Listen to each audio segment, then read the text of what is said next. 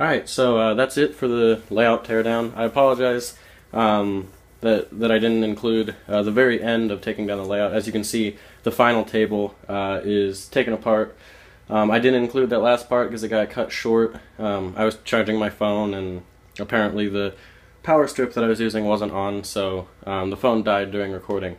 However, you get the idea. Hopefully that was fun to watch. Now you can see we have a bunch of lumber here, so we have a bunch of 2x4s, and then let me come over here, hold up, sorry about this.